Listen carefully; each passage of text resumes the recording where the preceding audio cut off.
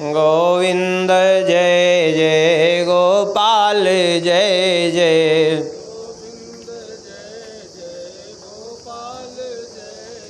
श्री राधारमण हरि गोविंद जय जय।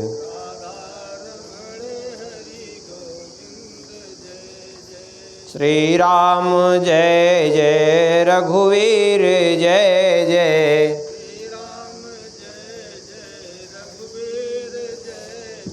सीतारमण श्री रघुनाथ जय जय।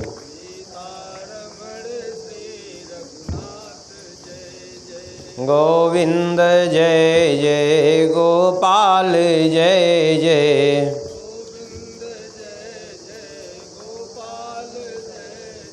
श्री राधारमण हरि गोविंद जय जय। श्री वृंदावन बिहारी लाल की। मनु जी के वंश में 3 पुत्रियों का और उत्तानपाद जी का वंश वर्णन हुआ। इनके सबसे छोटे पुत्र हुए प्रियव्रत जी। गोस्वामी जी जिनके संबंध में कहते हैं, लघुसुत नाम प्रियव्रता ही वेद पुराण प्रशंसा ही जाहे। प्रियव्रत जी महान भागवत थे, आत्मज्ञान संपन्न महापुरुष थे। गृहस्थाश्रम में प्रवेश करने के लिए इन्होंने जब मना कर दिया तो स्वयं ब्रह्मा जी ने आकर के इनको आज्ञा दी कि भगवान की इच्छा है और सृष्टि में आपका बहुत बड़ा योगदान होना है, इसलिए आपका आवश्यक है गृहस्थाश्रम में प्रवेश करना। तो भगवान की आज्ञा मान करके इन्होंने गृहस्थाश्रम में प्रवेश किया। और जब गृहस्थाश्रम में प्रवेश किया तो इनका विवाह हुआ विश्वकर्मा की पुत्री बरहिस्मती के साथ। और बरहिस्मती भी इन्हीं की तरह महान भक्ता थी। 10 पुत्र हुए बरहिस्मती के द्वारा इनको। 10 पुत्रों में 7 पुत्र तो स्वाभाविक रूप से केवल गृहस्थाश्रम में आए, बाकी 3 पुत्र नैष्ठिक ब्रह्मचर्य व्रत के पालन में लग गए। इन 10 पुत्रों के नाम हैं अग्निद्र, मजीहो, यज्ञबाहु, महावीर, हिरण्यरेता, घृतपृष्ठ, सवन, मेधातिथि, भीतिहोत्र और कवि। इनमें कवि, महावीर और सवन ये तीनों ने गृहस्थाश्रम में प्रवेश ही नहीं किया। 7 पुत्रों ने प्रवेश किया। इनका एक दूसरा भी विवाह हुआ, वायु की पुत्री। इनकी दूसरी पत्नी से उत्तम तामस रैवत 3 संतानें हुई। ये तीनों आगे चल करके मनवंतरों के अधिपति हुए। एक दिन इन्होंने देखा कि हमारे राज्य में सूर्य आधे में तो उदय रहते हैं, आधे में अस्त, अंधेरा रहता है। तो इन्होंने अंधेरा न रहे, रात्रि ही न हो, इसलिए एक तरफ सूर्य तपते तो दूसरी तरफ ये रथ पर बैठ करके अपने शरीर में इतना दिव्य तेज प्रकट कर लिए कि तपते हुए विचरण करने लगे। 7 चक्कर लगाए तो 7 दिन रात्रि नहीं हुई। ब्रह्मा जी ने आकर के समझाया। इनके रथ के पहिए से 7 समुद्र तैयार हो गए। ये पृथ्वी 7 द्वीपों में विभाजित हो गई। तो इन्होंने बाद में एक एक पुत्र को एक एक द्वीप का अधिपति बनाया। जिस द्वीप पर हम लोग निवास करते हैं, इस द्वीप के अधिपति हुए आग्निद्र जी। आग्निद्र जी वन में गए, तप कर रहे थे मंदराचल की घाटी में। ब्रह्मा जी ने इनके पास पूर्वचित्ती नाम की अप्सरा को भेजा, उसके साथ विवाह हुआ और 9 पुत्र हुए।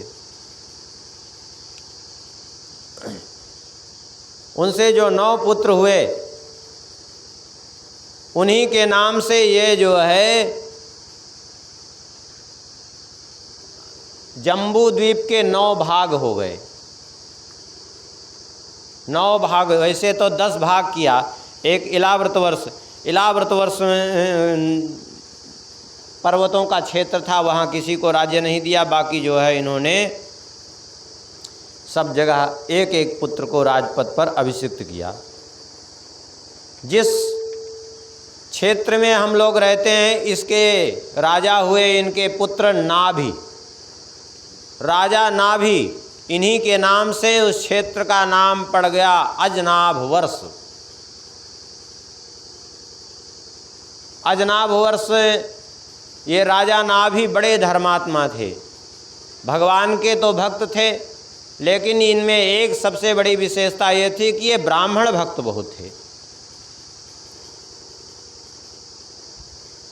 यज्ञ कर रहे थे तो यज्ञ में देवताओं ने भाग नहीं लिया, ब्राह्मणों ने कहा आप पहले पुत्रेष्ट यज्ञ करिए, तो इन्होंने पुत्रेष्ट यज्ञ किया। और उस पुत्रेष्ट यज्ञ में इन्होंने ब्राह्मणों की सेवा इतनी ज़्यादा की कि उस सेवा से संतुष्ट होकर के स्वयं भगवान प्रकट हो गए नारायण इनकी यज्ञशाला में। क्योंकि यज्ञ आगादिक जो है ब्राह्मणों की संतुष्टि से सफल होता है। जैसे श्राद्ध कर्म जो है सत्पात्र के प्राप्त होने पर सफल होता है, कुपात्र के प्राप्त होने पर वही श्राद्ध विफल हो जाता है। सत्पात्र श्राद्ध को सफल करता है जिस प्रकार से, ऐसे ही ब्राह्मणों की संतुष्टि ही यज्ञ को सफल करती है। भगवान प्रसन्न हो गए, भगवान को देख करके ये इतने भाव विभोर हो गए कि कंठ अवरुद्ध हो गया, नेत्रों से झरझर अश्रुपात होने लगा, कुछ बोल नहीं पाए।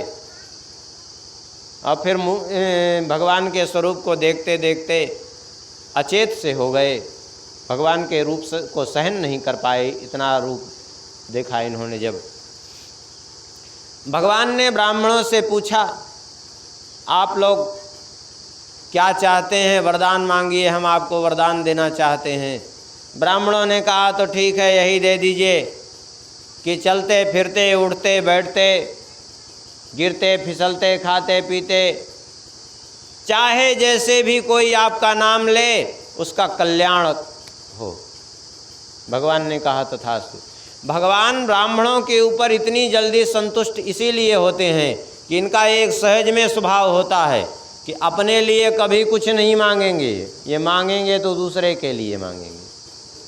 देखिए ब्राह्मण स्वयं जो है अपने भले ही दरिद्र बने रहेंगे, दूसरे का अनुष्ठान कर करके उसको धनवान बना देंगे। अपने दुख उठाएंगे लेकिन दूसरे की मुसीबत दूर कर देंगे अनुष्ठान करके, उसका दूसरे का रोग शोक सब हर देंगे। यही भगवान तो देखते हैं, पर उपकार वचन मन काया, मन से वचन से परोपकार। अपरहित बस जिनके मन माही तिनका जग कछु दुर्लभ नाही, भगवान का वाक्य है। लक्ष्मण जी से कह रहे हैं, जटायु जी जब मूर्छित पड़े हैं उस समय कह रहे हैं जिसके मन में परोपकार की भावना है। क्योंकि लक्ष्मण जी के मन में शंका हुई, लक्ष्मण जी ने कहा प्रभु एक बात समझ में नहीं आती, आपके द्वारा कोई मारा जाता है तो उसकी तो मुक्ति होती है, ये बात तो सहज है, लेकिन यहाँ और मनुष्य योनि से मुक्ति हो ये भी सहज है। लेकिन यहाँ तो दूसरी ही बात है, वो दूसरी ये कि जटायु जी ना तो ये मनुष्य हैं और ना तो कोई इनकी इतनी सात्विक वृत्ति थी, आहार भी कोई इनका शुद्ध नहीं था क्योंकि गिद्ध थे, फिर भी इनकी मुक्ति क्यों हो रही? मारे भी गए तो रावण के हाथ से, राक्षस से लड़ते हुए, तब ये सारूप्य मोक्ष प्राप्त कर रहे हैं। गीत दे तज धरि हर रूपा, ये लक्ष्मण जी के संदेह को देख करके श्री राम जी ने कहा ये इनके परोपकार का फल है। पर हित बस जिनके मन माही तिनका जग कछु दुर्लभ नाही, जिनके मन में परोपकार की भावना है उसके लिए कुछ भी दुर्लभ नहीं है, चाहे वो किसी भी योनि में क्यों न हो। अब मनुष्य ही हो, पर हित न छोड़ करके पर अहित में लगे हैं तो उनके लिए तो फिर कहना ही क्या है। भगवान ने कहा कि चलो अब बताइए आपके यजमान को क्या चाहिए। तो ब्राह्मणों ने कहा हमारे यजमान तो आप ही के समान पुत्र चाहते हैं। सुन करके भगवान को हंसी आ गई। भगवान ने कहा ये साधारण पुत्र चाहते थे, आप लोगों ने कह दिया हमारे समान पुत्र चाहते हैं। लेकिन अब क्या करें, ब्राह्मण हमारे मुख हैं, हम आप लोगों की वाणी को झूठी नहीं कर सकते, इसलिए हमारे समान कोई है नहीं संसार में, तो हम ही पुत्र बन करके आएंगे अपने एक अंश से, हम कला अवतार लेकर के आएंगे। ठीक है, भगवान नाभि, राजा नाभि के पुत्र के रूप में भगवान कला अवतार के रूप में आए और नाम पड़ गया भगवान का समस्त श्रेष्ठ गुणों से युक्त होने के कारण ऋषभदेव जी। ऋषभदेव जी पिता हो तो ऋषभदेव जी जैसा। एक दिन श्री ऋषभदेव जी ने अपने 100 पुत्र थे, 100 पुत्र इनको कैसे हुए? देखिए, इंद्र को इनसे ईर्ष्या हो गई थी। जब इंद्र को ईर्ष्या हुई तो इंद्र ने वर्षा बंद की, तो इन्होंने अपने योग बल से वर्षा की और योग बल से वर्षा करके ऐसी बढ़िया खेती तैयार कर दी कि इंद्र लज्जित हो गए, आए क्षमा मांगने के लिए। इन्होंने कहा जाओ क्षमा कर देते हैं तुम्हें। इंद्र ने कहा हमारी प्रार्थना स्वीकार कर लिए जी, तब हम मानेंगे कि आपने क्षमा कर दिया। लेकिन क्या प्रार्थना है? बोले एक पुत्री है हमारी जयंती, उसका आप पाणी ग्रहण कर लीजिए। तो इंद्र की पुत्री जयंती के साथ भगवान ऋषभदेव जी का विवाह हुआ और उन्हीं के 100 पुत्र हुए। एक दिन सभी पुत्रों को बुलाकर के इन्होंने कहा, ये जानते हो मनुष्य शरीर किस लिए है? नायम देहो देह भाजाम नृलोके कष्टान कामान रहते विडभुजाम्ये तपो दिव्यम पुत्र कायेन सत्वम शुद्धेद्यस्मात् ब्रह्म सौख्यम त्वनंतम। ये मनुष्य शरीर केवल विषय भोग के लिए नहीं है, क्योंकि ये विषय भोग तो कष्टान कामान अर्हते बिडभुजाम्ये, ये विष्ठा भोजी जो सूकर कुकर आदि योनि के प्राणी हैं उनको भी ये विषय भोग प्राप्त है। तब फिर किस लिए मिला है ये मनुष्य शरीर? कहते हैं तपो दिव्यम पुत्र कायेन सत्वम शुद्धेद्यस्मात् ब्रह्म सौख्यम त्वनंतम। ये दिव्य तप के लिए मिला है। अब ये दिव्य तप क्या है? तप को क्या है सबसे पहले समझे। कायक क्लेशो ही तपः, शरीर को कष्ट दे करके किया गया साधन तप कहलाता है। लेकिन दिव्य तप क्या है?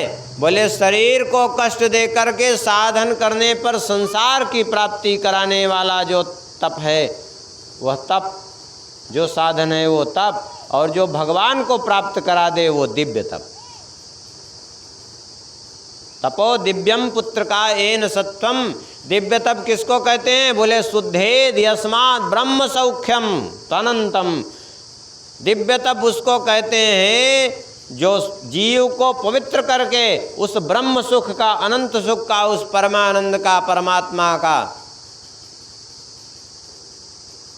अनुभव करा दे, अर्थात उस स्थिति में पहुंचा दे, उसको दिव्य तप कहते। नहीं तब तो रावण कुंभकर्ण राक्षसों ने भी, हिरण्यकशिप, बड़े बड़े राक्षसों ने किया, लेकिन उनको न परमानंद की प्राप्ति हुई, परमानंद की उस भगवत तत्व का बोध हुआ होता तो स्वर्ग के लिए मरते जा करके लड़ते, स्त्रियों के लिए लड़ते नहीं, क्योंकि उससे वंचित रहे वो, क्योंकि तप किया, दिव्य तप नहीं था वो।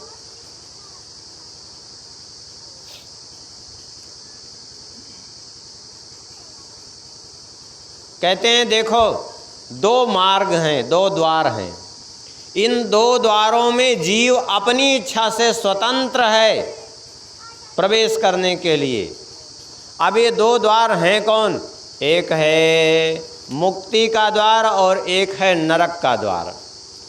अब बताइए मुक्ति के द्वार में प्रवेश करेंगे या नरक के द्वार में प्रवेश करेंगे? अब स्वयं निर्धारण कर लीजिए। अब मुक्ति का द्वार क्या है? बोले महत्सेवाम द्वार माहुर्विमुक्ते स्तमो द्वारम योषिताम संगी संगम। महत्पुरुषों की सेवा ये मुक्ति का द्वार है। और तमो द्वारम योषिताम संगी संगम, और स्त्री लंपट पुरुष का संग ये नरक का द्वार है। देखिए, स्त्री संग से अधिक खतरनाक है स्त्री लंपट पुरुष का संग, क्योंकि स्त्री के संग में तो आपको संकोच होगा, लेकिन स्त्री लंपट, ये लंपट जहाँ रहेंगे ये कुल मिला के दिन भर आपके सामने ऐसी बात करेंगे, ऐसी चर्चा करेंगे कि आपका दिमाग खराब करके रख देंगे। ये स्वयं ना तो आप साधन करेंगे ना आपको करने देंगे, ये दिन भर ऊट पटांग बात करेंगे। इसलिए लंपट से बहुत दूर रहना चाहिए। स्त्री का संग खतरनाक है, लेकिन उतना खतरनाक नहीं जितना स्त्री लंपट पुरुष का संग। ये बात भी शास्त्रों में आई है जगह जगह।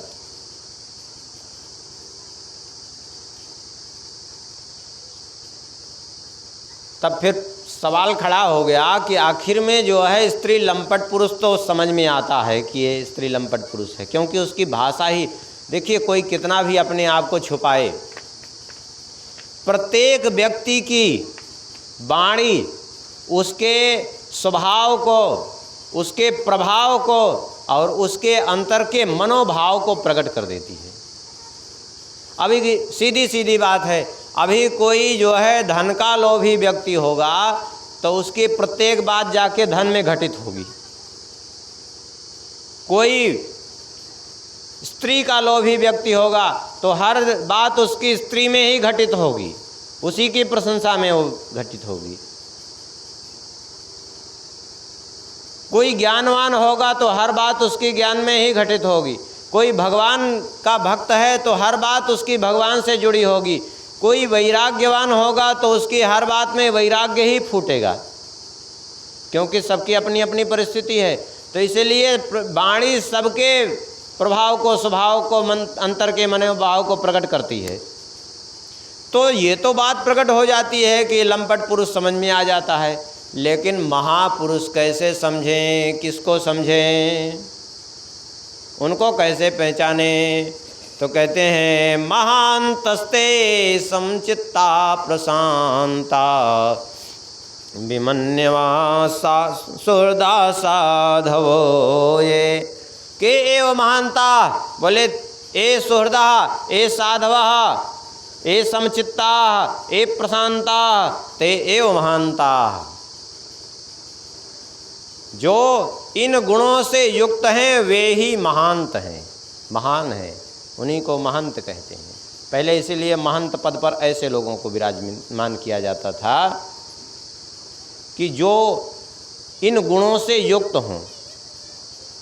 अब आजकल तो कलयुग है, तो कलयुग में तो कबीरदास जी की भाषा वही, जाके संग 10-20 हैं ताको नाम महंत। हाँ, 10-20 साथ में चेली चेला हूँ, लागे जय जयकार झूठी करने वाले तो हो गया। बाकी उसका महत्व तो कुछ नहीं है, वास्तविकता से उसका कोई संबंध नहीं है। पद से और आचरण से कोई मेल नहीं है एक दूसरे का। आचरण होना एक अलग बात है, पद होना एक अलग बात है। इसलिए कहते हैं कि एकमात्र जो है किसी महापुरुष का संग करके और उनकी सेवा करके अपना जीव कल्याण कर सकता है, क्योंकि बिना भगवान के भजन के जीव का कल्याण संभव ही नहीं है। इसलिए मत कर्म भिर्मत कथयाच नित्यम मद्देव संगात गुण कीर्तनान में निर्वैर सामोपस्मेन पुत्रा जिहासया देह गेहात्म बुद्धे। भगवान कहते हैं इसलिए मेरे लिए कर्म करे, मेरे लिए कथा सुने नित्य, मेरे जनों का संग करे, मेरे गुणों का नाम का कीर्तन करे, जीव मात्र से सबसे निर्वैर हो जाए, क्योंकि बिना भजन के जीव का कल्याण संभव नहीं है। बिना भजन के मनुष्य कैसा है? बिना भजन के मनुष्य कैसा है? श्री सूरदास जी महाराज का एक पद है, भजन बिन कुकर सूकर जैसो। बिना भजन के कुकर सूकर के समान ही है मनुष्य।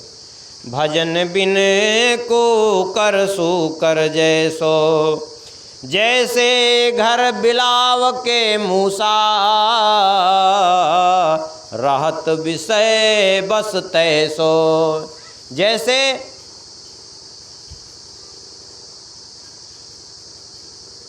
बिल्ली के बसीभूत होकर के, बिल्ली से भयभीत होकर के चूहा बिल में घुसा रहता है, ऐसे ही विषयों के अधीन मनुष्य है। वो कुकर सुकर के समान हो, चूहे के समान ही है। हाँ, बकी और बक गीध गीधनी, आई जन्म लियो वैसो, उन्हों के दारा सुत हैं। यदि कहो स्त्री पुत्र, तो ये बगुला बगुली के भी स्त्री पुत्र होते हैं, ये कुत्ते बिल्ली सुअर के भी स्त्री पुत्र होते हैं। बकी और बक गीध गीधनी, आयु लियो जन्म, आई जन्म लियो ऐसो, उन्हों के सुतदारा हैं, इन्हें भेद कहु कैसो, भजन बिन कुकर सुकर जैसो। जीव मारी के उदर भरत हैं। हाँ, जो जीव हिंसा करके मांस भक्षण करते हैं उनको क्या कह रहे हैं सूरदास जी? बोले जीव मार के उदर भरत हैं, तिनके लेखो खे ऐसो, सूरदास भगवंत भजन बिन मरो, ऊँट खर भैंसो। बिना भगवान के भजन के निश्चित रूप से वो ऊँट के समान, गधे के समान और भैंसे के समान है। एक पद में तो श्री सूरदास जी ने अपने कहा है, भजन बिन बैल बिराने होई हो।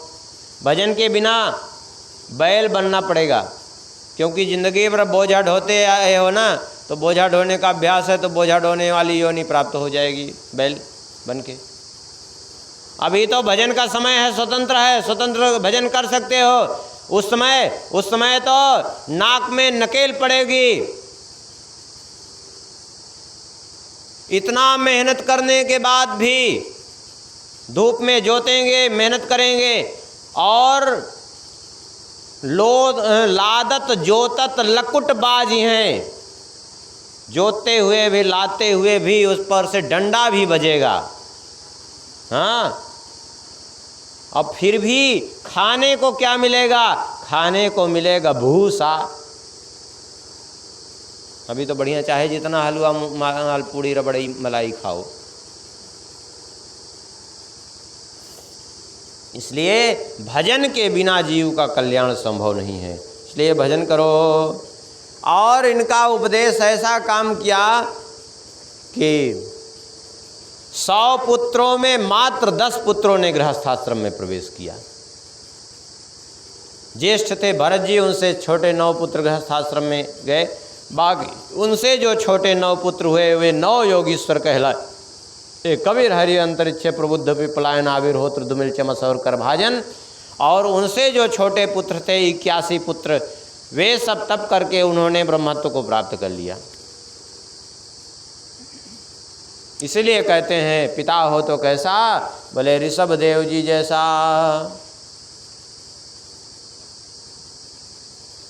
आज ठीक विपरीत स्थिति हो गई है। पहले लोग अपने पुत्रों को धर्म की शिक्षा देते थे, अब क्या दशा है? बोले मात पिता बालकन बुलावहीं, उदर भरई सोई धर्म सिखावहीं। पेट पालने का धर्म सिखाते। अरे पेट पालना कोई बड़ी बात है क्या? पेट तो कुत्ता भी पालता है। पेट पाला तो कौन सी बड़ी बहादुरी की? पेट तो चींटी भी पाल लेती है अपनी। पेट तो सभी जीव पाल लेते हैं, पशु पक्षी भी इधर से उधर घूम घूम करके अपना पेट पाल लेते हैं। तो इसमें कौन सी बड़ी पहलवानी की इतनी पढ़ने के बाद पेट पाला तो? अरे लोग कहते हैं हमने हवाई जहाज पे चलना सीख लिया, आकाश में चलना सीख। अरे तुम हवाई जहाज से चल रहे हो आकाश में, और पक्षी बिना हवाई जहाज के उड़ रहे हैं, तो कौन सी बड़ी बहादुरी की है? हाँ, मनुष्य से पक्षित्व की ओर प्राप्त हो रहे हो, जल में चलना सीख लिए, जहाज के द्वारा जलचर बनने सीख लिए, वायु में उड़ना सीख लिए, जलचर बनना सीख लिए। अरे कोई महत्व की बात नहीं कि क्या सीख लिए। अरे पहले ये महत्व की बात है कि मनुष्य बनकर के मनुष्य की चाल चलने की जो है कला सीखी कि नहीं सीखी तुमने। अब मनुष्य की चाल नहीं है, मनुष्य की चाल चलन खराब हो गई तो क्या सीखा तुमने? हाँ, केवल पशु बनने के लिए, पशु बनने में किसी की बहादुरी कैसे हो सकती है?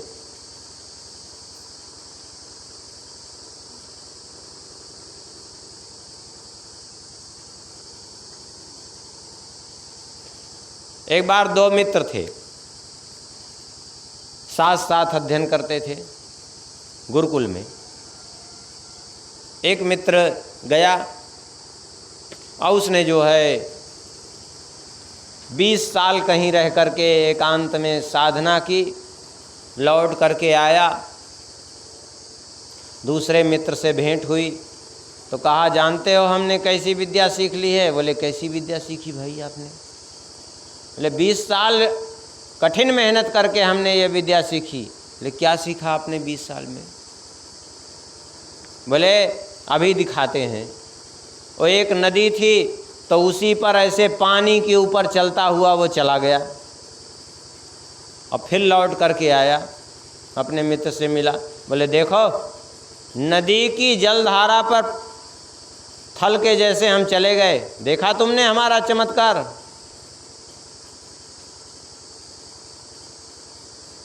उसने कहा, उसके मित्र ने, कि 20 साल में 4 आने कमाए तुम।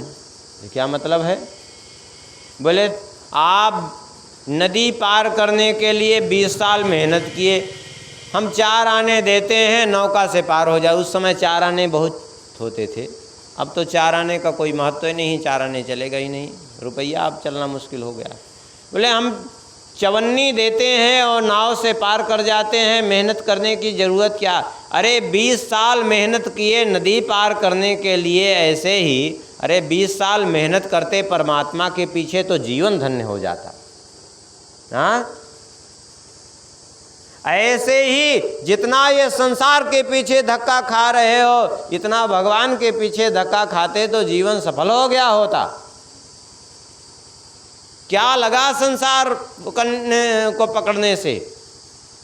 आप कहेंगे संसार को छोड़ेंगे तो परमार्थ कैसे बनेगा? परमार्थ को पकड़ने से संसार हमारा छूट नहीं जाएगा। बिल्कुल नहीं। हम आपसे पूछते हैं, इतने लोग बैठे हैं, कि आप गेहूं के लिए खेती करते हैं कि भूसा के लिए?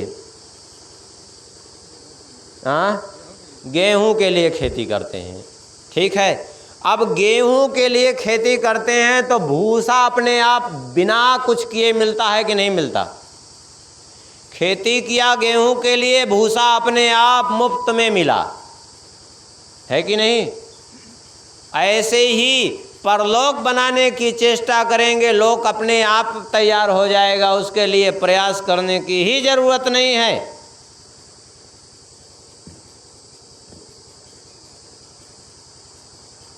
इन्होंने अपने ज्येष्ठ पुत्र भरत को राजपद पर अभिषिक्त किया और वन को प्रस्थान किया, संन्यास ले लिया इन्होंने।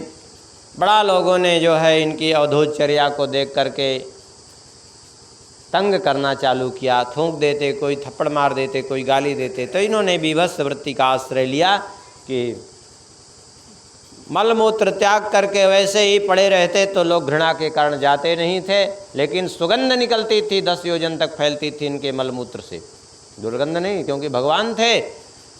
योग सभी सिद्धियां, अष्ट सिद्धियां इनके सामने प्रस्तुत हुई, लेकिन इन्होंने स्वीकार नहीं किया, क्योंकि मन का कोई भरोसा कभी नहीं करना चाहिए। मन पर विश्वास करके शंकर जी भी धोखा खा गए थे।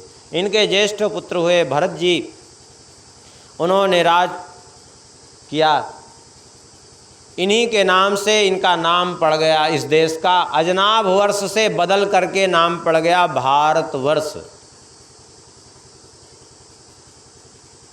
आजकल लोगों को इतिहास की तो कुछ जानकारी है नहीं, और थोड़ा सा कहीं न कहीं इधर उधर से वो म्लेच्छों के समय से जो आधी अधूरी और गलत विद्या पढ़ाई गई, उसके अनुसार लोग जो है कुछ का कुछ। आजकल लोग कहते हैं भारतवर्ष का पहले नाम आर्यावर्त था। भारतवर्ष का नाम आर्यावर्त नहीं था, सुन लीजिए आप। भारतवर्ष का पहले नाम अजनाभ वर्ष था। आर्यावर्त तो भारतवर्ष का एक छोटा सा हिस्सा है। भारतवर्ष की सीमा कहाँ से है? उत्तर में हिंदकुश पर्वत से लेकर के हिंद महासागर तक भारतवर्ष था।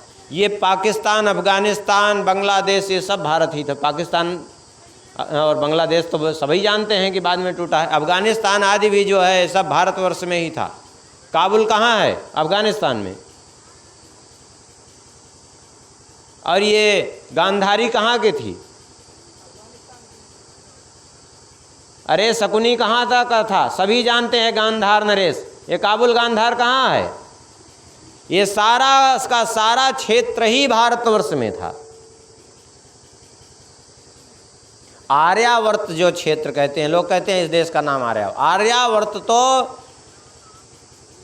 जो परिमाण है शास्त्रों में, आर्यावर्त हिमालय और पूर्व में, उत्तर में हिमालय और दक्षिण में विंध्याचल, पूर्व में प्रयाग और पश्चिम में कुरुक्षेत्र के बीच का जो क्षेत्र है, इसी को आर्यावर्त कहते थे। सनातन धर्म को जानते नहीं। ऐसे ऐसे महामूर्ख लोग हैं कि आजकल टीवी पे, मोबाइल में देखा जाए तो कहते हैं बेस बनाए बनाए घूम रहे हैं और कहते हैं हमारा सनातन धर्म 5000 वर्ष पुराना है। अरे मूर्खों, 5000 वर्ष पुराना नहीं, सनातन कहते ही उसको हैं जो अनादि। सनातन धर्म तो जब से भगवान है तब से यह सनातन धर्म है।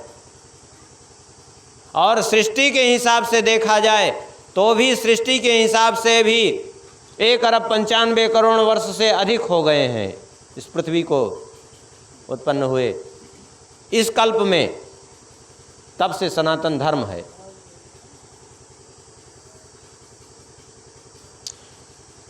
एक करोड़ वर्ष तक श्री भरत जी ने राज्य किया। उसके बाद इनको वैराग्य हो गया और इन्होंने राजपद का परित्याग किया। अपने पुत्र उत्कल को राज दे करके चले गए ये वन में। ये चलते चलते पहुँचे उत्तर दिशा में नेपाल, जिसको वर्तमान में, ये नेपाल भी पहले भारतवर्ष में ही था। गंडकी नदी के किनारे जाकर के ये तप करने लगे।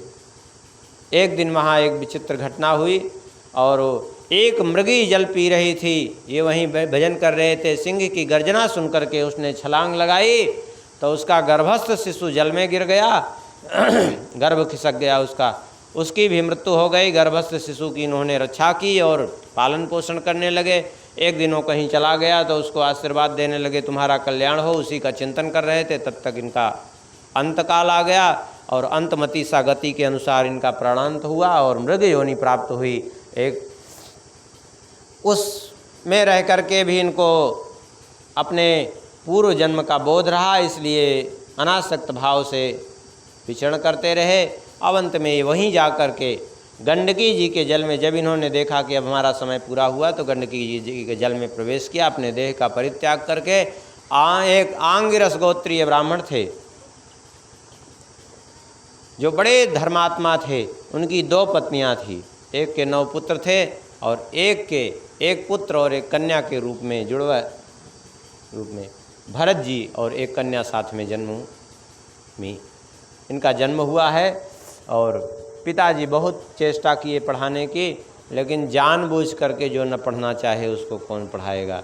सोते हुए को जगाना सहज है, लेकिन जो सोने का नाटक कर रहा हो तो हारे पिता पढ़ाई नहीं पढ़े। क्यों? क्योंकि जानते थे कि इस सब चक्कर में हम फंस जाएंगे तो ठीक नहीं है। और अंत में पिताजी तो गुजर गए, इनके भाइयों ने इनको खेत पे रखवाली के लिए रख दिया, वहीं रूखा सूखा जो पहुंचा देते भगवान का प्रसाद मान करके पा लेते, मन ही मन भगवान को समर्पित करके, और अपने में मस्त रहते, भगवान का चिंतन करते, उसी में डूबे रहते। ये एक दिन की बात है, डाकुओं का सरदार पकड़ के रखा था एक व्यक्ति को बलि देने के लिए, भद्रकाली को चढ़ाने के लिए। भाग गया वो व्यक्ति, सबके देह परम प्रिय स्वामी, सबको अपना प्राण बचाना अभिष्ट होता है। जब वो भाग गया तो आखिर में जो है ढूंढने के लिए निकले, और तो कोई मिला नहीं, वो तो मिला नहीं, यही मिल गए, इन्हीं को पकड़ ले गए। भद्रकाली को बलि देने के लिए उपस्थित किया, नहला धुला करके तैयार किया इनको, लेकिन बड़े प्रसन्न हैं, कोई चिंता नहीं है इनको, क्योंकि स्थित प्रज्ञ महापुरुष हैं। जा मरने से जग डरे सो मेरे आनंद, कब मरी हों कब भेंटी हों पूर्ण परमानंद। अरे मरने से क्या डरना, क्योंकि मरना तो शाश्वत विश्रांति है, उससे डरने की क्या आवश्यकता है। भद्रकाली से सहन नहीं हुआ, उनके शरीर में ब्रह्म तेज से इनके दाह उत्पन्न हो गया, और उनकी प्रतिमा फट गई, और प्रकट होकर के सारे दुष्टों का संहार कर दिया, नृत्य करने लगी। और बाद में इनसे कहा कि ठीक है, अब तुम जाओ, ये सब अपने ही अपराध से, तुम्हारे जैसे भक्त का अपराध करके कोई सुरक्षित कैसे रह सकता है। ये वहाँ से चले। प्राण जाने को थे तो भी कोई चिंता नहीं थी, कोई विषाद नहीं, अब प्राण बच गए तो भी कोई हर्ष नहीं, अपनी स्थिति में है। वहाँ से चले इक्षु नदी के तट पर, इक्षुमती नदी के तट पर सिंधु सौवीर देश का राजा रहुगण रुका हुआ था, उसकी पालकी रुकी थी। एक कहार बीमार हो गया तो उसके कहारों ने कहा कि एक कहार बीमार है, क्या करें? बोले किसी को पकड़ लो, हमारा ही तो राज्य है। पकड़ लिया इन्हीं को। बोले चलो, चाहते तो मना कर देते, लेकिन उठा लिया पालकी। क्यों उठा लिया पालकी? इसलिए उठा लिया कि ये जानते थे, ये तो त्रिकालज्ञ महापुरुष थे, माया से परे जो होते हैं उनको सब कुछ ज्ञान होता है। उनकी दृष्टि से किसी का भूत भविष्य वर्तमान पूर्व जन्म अगला जन्म कुछ नहीं छुपा रहता, क्योंकि माया का पर्दा जिसके आंखों पर रहता है उसको अपना भी जीवन नहीं दिखाई पड़ता, भूत भविष्य वर्तमान, और जिसकी दृष्टि में माया नहीं उसको सारा विश्व ब्रह्मांड आमलकवत दिखाई पड़ता है। तो इन्होंने देखा कि चलो कोई बात नहीं, ये तो वही है मृग जो इस जन्म में राजा बन करके आ गया। तो एक बार इसको कंधे पर उठाया था तो ये राजा तो बन गया, मनुष्य योनि तक आ गया। अब एक बार और कंधे पर उठा ही देते हैं, कल्याण कर दें इसका। हाँ, उठा लिया, ले करके चल पड़े। लेकिन कोई पालकी ढोने का अभ्यास थोड़ी था। एक तो पालकी ढोने का अभ्यास नहीं, दूसरी बात ये है कि ये चलते तो भूमि को देख करके चलते, क्योंकि शास्त्र आज्ञा है दृष्टिपूतम न्यसेत पादम वस्त्रपूतम पिबेत जलम। दृष्टि से देख करके पांव रखना चाहिए, 2.5 हाथ भूमि आगे देख करके तब पांव बढ़ाना चाहिए, कोई जीव जंतु दब न जाए। और वस्त्र से छान करके जल पीना चाहिए कि कोई जीव जंतु उसमें न चले जाएं, क्योंकि भाई जल में नदी का जल है या जो भी है सरोवर है, तो जीव जंतु इधर उधर से कहीं न कहीं से आ जाते हैं और बह के, इसलिए सब शास्त्रीय विधान है। तो ये उसी तरह चलते तो पालकी अव्यवस्थित होने लगी। कहारों से कहा उसने, तो कहारों ने कहा हमारा कोई दोष नहीं, ये तो नए कहार का दोष है। इनको व्यंग बोला लेकिन कोई प्रभाव नहीं। तब कुपित होकर के कहा, अरे जानते नहीं हो तुम मुझे, करोमि चिकित्साम दंड पाणिरो जनताया यथा प्रकृतिम स्वाम भजिष्यस। मैं तुम्हारे दंड पाणे अर्थात यमराज के समान चिकित्सा कर दूंगा। मुझे तुम जानते नहीं हो दंड देने में मैं कितना कठोर हूँ। अभी तक किसी से बोलते नहीं थे, अब बोले। उसने पहले वचन व्यंग बहुत बोला था, व्यंग वचन की तुम बड़े दुर्बल हो, ये है वो है, थक गए हो। अब पूरा उत्तर देना इन्होंने चालू किया बोले त्वयोदितं व्यक्तं विप्रलब्धं भर्तो समे स्याद् यदि वीरभारः गन्तुर्यदि स्यादधिगम्य मध्वापि वेतिरासौ न विदां प्रवादः। आपने जो कुछ भी कहा वो कोई अनुचित नहीं, उलाहना नहीं है, सत्य ही है। क्या? भार ढोने वाली वस्तु है, लेकिन किसके लिए? ढोने वाले के लिए है। मोटा पतला होता है, लेकिन शरीर का धर्म है। रास्ता है, लेकिन चलने वाले के लिए है। लेकिन मैं तो इससे परे हूँ, तो मुझे कैसे जो है तुम दंड दे करके सुधार सकते हो? क्योंकि ना मैं मोटा हूँ, ना पतला हूँ, ना तो कोई विकार है मुझ में, क्योंकि मैं शरीर हूँ ही नहीं, मैं आत्मा हूँ। और शरीर को दंड देना तो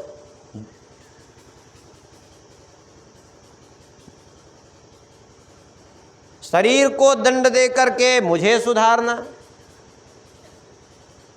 कैसे तुम्हारे लिए संभव है? कैसे? क्यों? क्योंकि शरीर की क्रिया का जब आत्मा पर कोई प्रभाव ही नहीं है, तो शरीर को दंड देना क्या है तुम्हारा? व्यर्थ।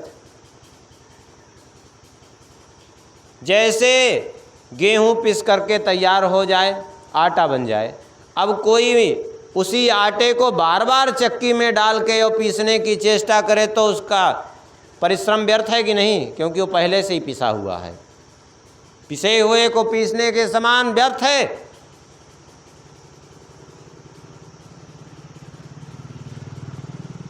मैं तो अपनी स्थिति में ही रहता हूं, तुम दंड दे करके भला मेरा क्या करोगे? क्योंकि मुझ पर तो कोई प्रभाव ही नहीं पड़ेगा इस दंड का। अब ऐसा सुन करके तो उसको जो है बड़ा खटका लगा रघुगण को। अरे ये कोई आत्मज्ञानी महापुरुष के शब्द हो सकते हैं, कोई सामान्य व्यक्ति के शब्द नहीं हो सकते। ये पालकी से अपना सिर निकाल करके बाहर देखा तो एक मैला कुचैला यज्ञोपवीत पड़ा हुआ था। स्वरूप में ब्रह्म तेज झलक रहा था। बस कूद पड़ा सिंहासन से, अरे पालकी से, चरणों में साष्टांग त्राहिमाम कह करके लौट गया रघुगण। और उसने कहा कस्त्वं निगूढ़स्य रसिद्विजानां बिभर्षि सूत्रम कतमो अधूतः। आप कौन हैं? आप यज्ञोपवीत धारण किए हुए हैं, शरीर में अद्भुत तेज है, इसलिए आप निश्चित रूप से ब्राह्मण हैं। आप कृपा करके अपना परिचय दीजिए। कहीं ऐसा तो नहीं कि मैं कपिल भगवान के पास जा रहा था, स्वयं कपिल भगवान ही हमारे पास चले आए? कहीं ऐसा तो नहीं कि स्वयं भगवान दत्तात्रेय हों आप? कौन है? हमारे द्वारा आपका बड़ा तिरस्कार हुआ, अपराध हुआ, क्षमा कर दीजिए, क्योंकि मुझे केवल एक ही भय है। नाहं विशंके सुरराज वज्रान् त्रक्षशूलान् यमस्य दंडात् नागनृकसोमानिलवित्तपास्त्रे छंके वृषं ब्रह्म कुलावमानात्। रघुगण ने कहा मैं देवराज इंद्र के वज्र से भयभीत नहीं होता हूँ, मैं शंकर जी के त्रिशूल से, यमराज के दंड से, सूर्य अग्नि चंद्र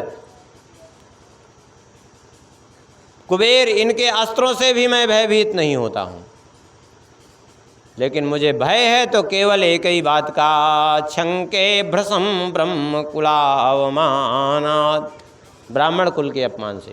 क्योंकि इन सब के द्वारा कोई मारा भी जाए तो उसका तो कल्याण होगा, लेकिन ब्राह्मण के द्वारा यदि कोई जो है श्रापित होकर के मर जाए तो कहीं का वो नहीं रहेगा फिर। और दूसरी बात, इंद्र कुलिस माम शूल विशाला काल दंड हरि चक्र कराला, जो इन कर मारा नहीं मरई, विप्ररोस पावक सो जरई। इसलिए हमें क्षमा कर दीजिए। लेकिन एक बात हमें बिल्कुल समझ में नहीं आ रही है। आपने जो कहा दंड देना व्यर्थ है, ये बात समझ में नहीं आई। आप कहते हैं आत्मा के ऊपर दंड का कोई प्रभाव नहीं पड़ता, ये कैसे संभव है? मैंने शारीरिक श्रम नहीं लेकिन युद्ध किया है, और युद्ध में जब चोट चपेट लगती है तो पीड़ा तो होती है। अब पीड़ा होती है तो स्वाभाविक है कि उसकी का अनुभव कौन कर रहा है? आत्मा को उसका अनुभव हो रहा है। आप कह रहे हैं कि जो है शरीर की कोई क्रिया का आत्मा पर कोई प्रभाव नहीं, शरीर की पीड़ा से आत्मा का कोई संबंध नहीं। लेकिन ऐसा कैसे संभव है? स्थाल्यग्नितापात पयसोभितापस्तत्तापतस्तंडुलगर्भरंध्री देहेन्द्रियाश्वासय सन्निकर्षात् तत्संसृति पुरुषस्यानुरोधात्। जैसे अग्नि पर रख दी जाए बटलोई, अब बटलोई में जल डाल दिया जाए, जल के भीतर चावल डाल दिया जाए। अब देखा जाए तो अग्नि से संपर्क किसका है? बटलोई का, जल का नहीं, चावल का नहीं। लेकिन बटलोई में जल भरा हुआ है तो अग्नि के ताप से बटलोई गर्म होती है, तो बटलोई में रखा हुआ जल भी गर्म हो जाता है। और जल जब गर्म होता है तो जल के भीतर पड़ा हुआ चावल भी पक जाता है। तो जैसे बटलोई में ताप लगने से बटलोई के भीतर जल के भीतर रखा हुआ चावल पक जाता है, उस पर प्रभाव पड़ जाता है, ऐसे ही शरीर के भीतर जो आत्मा विद्यमान है, तो शरीर के पीड़ित होने पर आत्मा पर क्यों उसका प्रभाव नहीं पड़ेगा? आजकल जैसे कुतर्की लोग प्रश्न करते हैं ना, बिल्कुल वैसे ही प्रश्न रख दिया। सुन करके श्री जड़ भरत जी ने डांट दिया, अकोविदः कोविदवादवादान वदस्यथो नाति विदाम वरिष्ठ। तुम वास्तव में तो देखा जाए तो मूर्ख हो, विद्वानों जैसी बात करते हो। क्यों? क्योंकि तुमने जितने उदाहरण दिए हैं, अग्नि प्रज्वलित हो रही है, बटलोई रखी है, जल है, चावल है, ये सभी देखा जाए तो पृथ्वी के विकार हैं। क्योंकि अग्नि लकड़ी में प्रज्वलित हो रही, लकड़ी भी पृथ्वी के ही विकार वृक्षों से का अंग है, पृथ्वी का ही एक विकार है। बटलोई किसी न किसी धातु से अथवा मिट्टी से जो निर्मित है बटलोई, वह भी पृथ्वी का विकार है। उसके भीतर जो जल रखा है वह भी पृथ्वी का ही विकार है, पृथ्वी से निकला है। उसके भीतर जो चावल है वह भी पृथ्वी का विकार। और एक दूसरे को प्रभावित करें तो इसमें आश्चर्य ही क्या है? क्या आश्चर्य है? कोई आश्चर्य नहीं।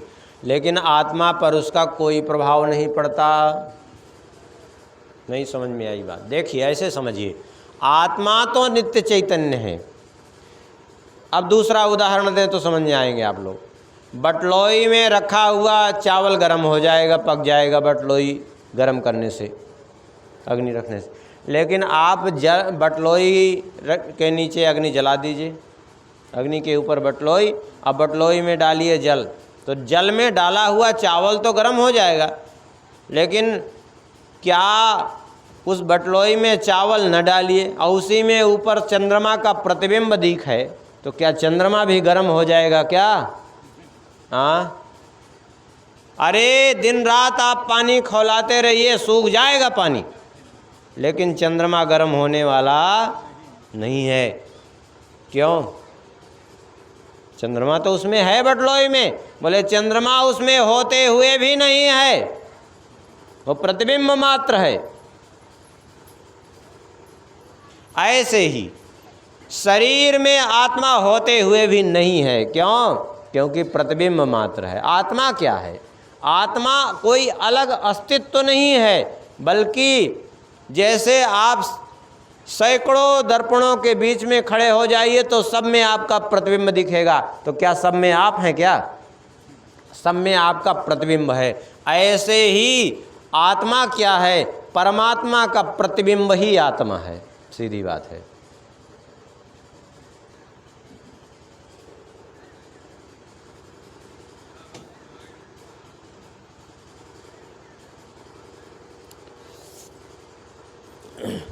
और उसके बाद श्री जड़ भरत जी ने कहा कि ये देखो, ये संसार एक जंगल है और इस जंगल में जीव भटक रहा है और इसमें डाकू हैं, काम क्रोध लोभ मोह मद मत्सर, ये 6 डाकू हैं, जो भी कमाई करता है लूट लेते हैं, जैसे व्यापारियों के दल को डाकू लूटे। इस तरह से संसार रूपी जंगल का वर्णन किया। पूछा है कि आखिर ये आपकी जो ऐसी स्थिति हुई, ये कैसे संभव है, ये स्थिति कैसे प्राप्त होगी? बोले रहो गणे तत्तपसा नयाति न चेज्या निर्वपड़ाद गृहाद्वा न छंदसा न योजलाग्नि सूर्य बिना महत्पादरजोभिषेकम। जब तक महत्पुरुषों की चरण रज में स्नान न कर लें तब तक ये स्थिति प्राप्त होने वाली नहीं है। किसी तप से, किसी जप से, किसी देवता की आराधना से नहीं प्राप्त होगी। ये तो किसी महापुरुष की चरण रज में स्नान करने से ही प्राप्त होगी।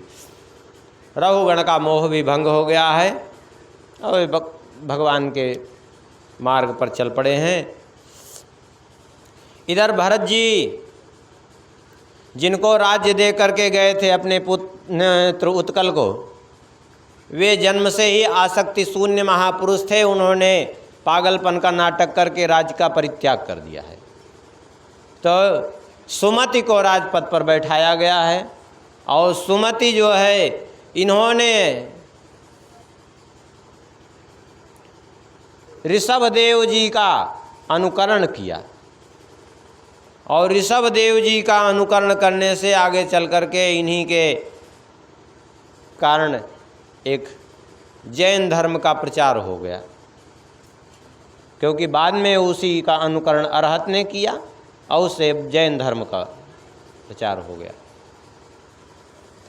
इनकी वो स्थिति नहीं थी, फिर भी अनुकरण किया। देखिए, एक स्थिति होना अलग बात है, झूठे मूठे नाटक करना अलग बात है। जब तक स्थिति न हो तब तक उसका अनुकरण सर्वथा दोष युक्त माना गया है। इन्हीं के वंश में आगे चल करके राजर्षि गय का जन्म हुआ है और यहाँ भुवन कोश का वर्णन किया गया है। अन्य जो जो वर्ष हैं उन वर्षों का भी वर्णन किया गया है और सभी वर्षों में भगवान किसी न किसी रूप में निवास करते हैं। जैसे भद्राश्व वर्ष में भगवान हयग्रीव रूप में निवास करते हैं, हरिवर्ष में भगवान नृसिंह रूप में निवास करते हैं, प्रहलाद जी सेवा करते हैं। केतमाल वर्ष में भगवान कामदेव के रूप में लक्ष्मी जी के द्वारा सेवित होते हैं और रम्यक वर्ष में भगवान मत्स्य रूप में निवास करते हैं, मनु जी के द्वारा सेवित होते हैं और हिरण्यमय वर्ष में कच्छप रूप में भगवान निवास करते हैं। उत्तर कुरुवर्ष में भगवान यज्ञ बाराह भगवान के रूप में निवास करते हैं और किम पुरुष वर्ष में भगवान श्री राम लक्ष्मण भरत शत्रुघ्न जी के साथ, सीता जी के साथ श्री राम जी के रूप में निवास करते हैं, हनुमान जी के द्वारा सेवित होते हैं। अब भारतवर्ष में भगवान नर नारायण के रूप में आज भी निवास करते हैं, तप कर रहे हैं। भगवान बद्रिकाश्रम में जाते हैं दर्शन करने, किसका? भगवान नर नारायण का ही दर्शन करने। भगवान नर नारायण अभी भी वहाँ तपस्या कर रहे हैं। जो अधिकारी जन हैं उनको दर्शन देते हैं। अधिकारी का मतलब ये लौकिक अधिकारी नहीं, जो ऊंची स्थिति को प्राप्त, जो भगवान की भक्ति में अत्यंत उच्चतम श्रेणी के हैं, उनको आज भी दर्शन होता है। गोस्वामी जी को दर्शन हुआ था 500 साल पहले नरनारायण भगवान का, काकभूषुंडी जी का दर्शन हुआ था, वेदव्यास जी का दर्शन हुआ था गोस्वामी जी को। इसमें जितने भी वर्ष हैं इनमें सबसे श्रेष्ठ है भारतवर्ष, जिसमें जन्म लेने के लिए देवता भी लालायित रहते हैं, क्योंकि देवता वहाँ रह करके भगवान का भजन नहीं कर सकती। ये संभव है भारतवर्ष में, क्योंकि वहाँ इतने भोग हैं कि वहाँ भजन होगा ही नहीं। अन्य जो 6 द्वीप हैं उनका भी वर्णन किया है। उसके बाद ये 7 द्वीप 7 सिंधु पार करने के बाद फिर लोकालोक पर्वत है, जिसका आधा भाग सूर्य से आलोकित होता है, आधा भाग अंधकार में रहता है, इसीलिए इसको लोकालोक पर्वत कहते हैं। अलग अलग समुद्र भी हैं। ये खारे जल का समुद्र तो है ही है, घृत का समुद्र है, मट्ठे का समुद्र है, दुग्ध का समुद्र है, गन्ने के रस का समुद्र, दुग्ध का समुद्र जिसको क्षीर सागर कहते हैं, गन्ने के रस का समुद्र है, मदिरा का समुद्र है, मीठे जल का समुद्र है, सब समुद्र विद्यमान है, लेकिन आज तक वैज्ञानिक ढूंढ नहीं पाए। हाँ, सब कुछ इस पृथ्वी पर सुलभ है। सूर्य के रथ का वर्णन किया है। सूर्य देव 15 घड़ी में अर्थात 12 घंटे में 2.25 करोड़ 12.5 लाख 25,000 योजन की दूरी तय करते हैं प्रतिदिन 12 घंटे में, माने इसका दुगना रोज। एक मुहूर्त में 34,08,100 योजन समझिए। सूर्यदेव का जो रथ है उसमें 36 लाख योजन लंबा और 9 लाख योजन चौड़ा वो सूर्यदेव का बैठने का स्थान है। रथ का अरुण नाम के सारथी इनके हैं, जो कश्यप जी के पुत्र हैं, गरुण जी के बड़े भैया हैं, ये इनके सारथी हैं। और इसके बाद जो है अन्य ग्रहों का वर्णन किया। सूर्य और चंद्र उसके पृथ्वी के बीच में राहु विद्यमान है, इसीलिए राहु जब सामने आ जाता है तो सूर्य ग्रहण लग जाता है। लेकिन ये वैज्ञानिक लोग पता नहीं कहाँ से कहते हैं कि चंद्रमा बीच में आ जाता है। ये चंद्रमा बीच में नहीं आता, राहु बीच में आता है। अब कोई कहे वैज्ञानिक, अरे वैज्ञानिक खोज किए तो आज खोज किए, नासा इतनी न जाने कितने अरबों खरबों की मशीन लगा करके बैठा है, तब वो ग्रहण का निर्णय करता है। यहाँ पंडित जी जो है 50 रुपया के पंचांग में सारी दुनिया को निर्णय करके बता देते हैं कि इतने बज के इतने मिनट पे लगेगा। इस नासा तो अभी कब से जो है चालू हुआ, 1950 से नासा का काम चालू। यहाँ तो पहले से सब जो है अनादिकाल से सूर्य ग्रहण चंद्र ग्रहण का सब वो है। क्या पहले नहीं जानते? सब जानते थे। पहले का विज्ञान आज के विज्ञान से बहुत ज़्यादा उन्नत था, लेकिन अंतर क्या है? बोले पहले का जो विज्ञान था हमारे अध्यात्म का अनुयायी भौतिक विज्ञान था, और आज का जो भौतिक विज्ञान है वो अध्यात्म से विमुख होने के कारण वह विनाश की ओर बढ़ रहा है। सही है, सही बात यही है।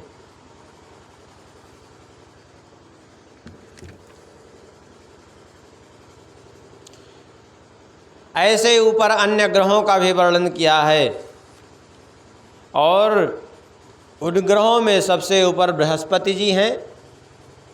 बृहस्पति जी के भी ऊपर 13 लाख योजन ऊंचे सप्तर्षियों का स्थान है, और सप्तर्षियों के भी ऊपर जो है जाकर के ध्रुव लोक। ये पृथ्वी को लेकर के 7 लोग ऊपर, ये पृथ्वी, इसके ऊपर अंतरिक्ष जिसको भुआ लोक कहते हैं, इसके ऊपर स्वर्ग लोक, फिर उसके ऊपर महरलोक, उसके ऊपर जनलोक, उसके ऊपर तपलोक, और इसके ऊपर सबसे ऊपर है सत्यलोक जिसको ब्रह्मलोक कहते हैं, और इसके बाद ब्रह्मांड कटाह है। ऐसे ही पृथ्वी के नीचे भी 7 लोक हैं, अतल, वितल, सुतल, तलातल, रसातल, महातल और पाताल। और पाताल से भी 30,000 योजन नीचे भगवान शेष जी विद्यमान हैं, जिनके 1000 फन हैं।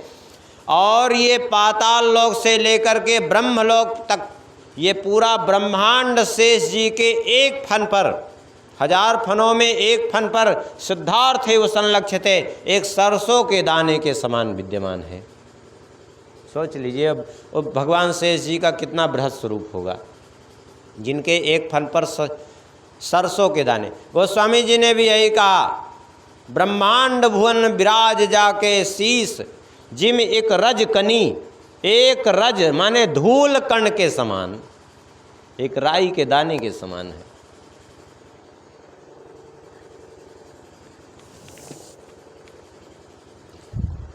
नीचे भी सब जो है किसी लोक में दानव, किसी में दैत्य, किसी में सर्प रहते हैं।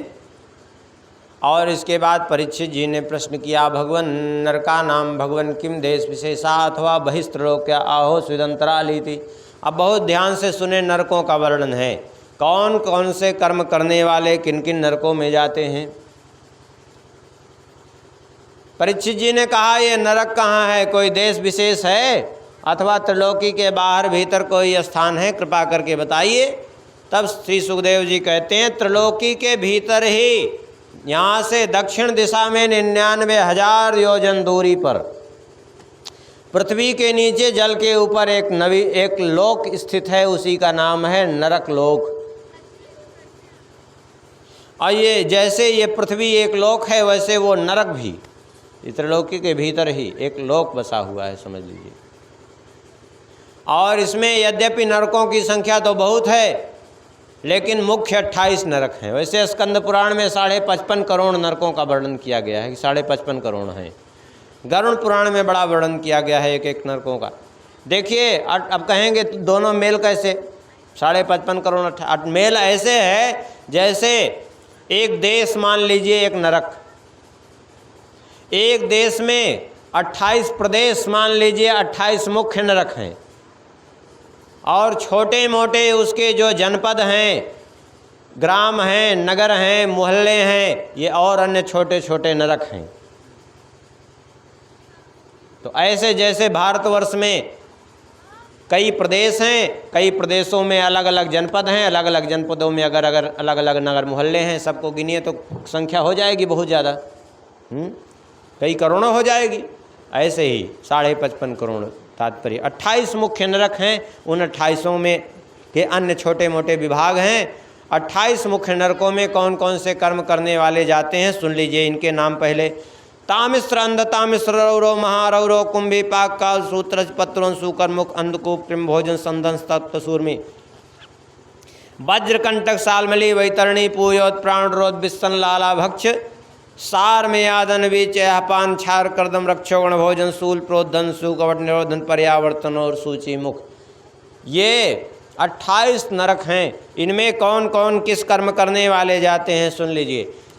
तामिश्र नरक, इसका जैसा नाम है। देखिए, जो दूसरे का धन, संतान और स्त्री का हरण करता है उसको तामिश्र नरक में डालते हैं। तामिश्र क्यों नाम है, क्योंकि अंधकार है, तम माने अंधकार, अंधकार में ये नरक है। यहाँ ले जा करके उस अंधकार में उसको डाल करके और जबरदस्त पिटाई करते हैं यमदूत डंडों से, बार बार मूर्छित होता है, फिर उसको उठा करके पीटते रहते हैं उसको। ये वायवीय देह, यातना देह होती है, पीड़ा होती है, लेकिन छूटता नहीं देह, भोगता रहता है वो। ऐसे अंधतामिश्र है। अंधतामिश्र में वे लोग जाते हैं जो दूसरे को धोखा दे करके उसकी पत्नी का उपभोग करते हैं, वे अंधतामिश्र नरक में जाते हैं। ये तामिश्र जैसा ही है, लेकिन अंतर केवल इतना ही है कि तामिश्र और अंधतामिश्र में इतना अंतर है कि अंधतामिश्र में अंधेरा तो है ही, उसकी आंखें भी फोड़ दी जाती हैं और उसको मारा जाता है, पीटा जाता है। जो मनुष्य शरीर में मैं बुद्धि करके केवल कुटुंब के भरण पोषण में लगा रहता है, दूसरों से द्रोह करता है। आजकल खूब इन लोगों की संख्या खूब है। अपने परिवार का पालन पोषण करेंगे, दूसरे से द्रोह करेंगे, थोड़े थोड़े चीज़ का विवाद, थोड़े थोड़ी चीज़ दूसरे का हरण करके अपने परिवार का पालन पोषण करते हैं। ऐसे लोग रौरव नरक में जाते हैं। रौरव नरक क्यों नाम है इसका, क्योंकि रूरू नाम के कीड़े रहते हैं जो सर्प से भी विषैले हैं, वो चारों ओर से दंशन करते हैं। ऐसे महारौरव नरक है। महारौरव नरक में वे लोग जाते हैं। देखिए, जो लोग परिवार का पालन पोषण करते हैं दूसरे से द्रोह करके, वो रौरव नरक में, और जो परिवार की भी चिंता ना करके केवल अपना पोषण करते हैं, वे महारौरव नरक में जाते हैं। और वहाँ और भी भयंकर रूरू नाम के कीड़े हैं और वे उसको भक्षण करते हैं। काटते हैं। जो अपना पेट पालने के लिए पशु पक्षियों को पकड़ता है, मारता है, खा जाता है, उसको क्या करते हैं, ऐसे व्यक्ति को कुंभीपाक नरक में डालते हैं।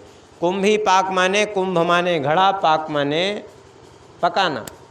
एक नरक जो है एक विशाल काय घड़े के आकार का है और इसमें तेल सदैव उबलता रहता है, खौलता रहता है और उसी में उसको डाल दिया जाता है, उसी में वो खौलता रहता है कुंभीपाक नरक में। जो माता पिता वेद और ब्राह्मण का विरोध करते हैं उनको कालसूत्र नरक में डालते हैं। 10,000 योजन का घेरा है ये। और इस नरक में जाकर के तपा हुआ मैदान है तांबे का, ऊपर से 12 सूर्य की गर्मी और नीचे से अग्नि के द्वारा वो तपता रहता है, उसी में डाल दिया जाता है। तपते हुए तांबे पे कोई पड़े तो क्या हाल होगी, कभी गिरता है कभी पड़ता है, सारा शरीर उसका जलता रहता है। जिनसे वो द्रोह किया है उसके शरीर में जितने जितने रोम हैं, उतने 1000 वर्षों तक उसको ये दुर्गति प्राप्त होती है। जो बिना किसी आपत्ति के वैदिक मार्ग को छोड़ करके पाखंडपूर्ण धर्म का आश्रय लेते हैं, ऐसे लोगों को क्या करते हैं, बोले ऐसे लोगों को ले जा करके असिपत्रवन नरक में डालते हैं। असिपत्रवन क्यों नाम है इसका? असि माने तलवार और पत्र माने पत्ता। यहाँ ताल वृक्ष हैं और उसमें तलवार की धार के समान तीखे पत्ते हैं, उसमें डाल करके मारा जाता है। वो भागता है इधर उधर तो तलवार के धार के समान पत्तों से टुकड़े टुकड़े होते हैं उसके शरीर के। जो राजा या राजपुरुष अथवा कोई राज कर्मचारी निरपराध मनुष्य को दंड देता है अथवा किसी ब्राह्मण को प्राण दंड देता है, उसको जो है सूकर मुख नरक में डालते हैं। इसका आकार सुअर के मुख जैसा है। जैसे कोल्हू में पेराई होती है गन्ने की, तेल की, सरसों की, ऐसे ही कोल्हू जैसा ये समझिए इसका सिस्टम। और उसी में उसको के शरीर को पेरते हैं।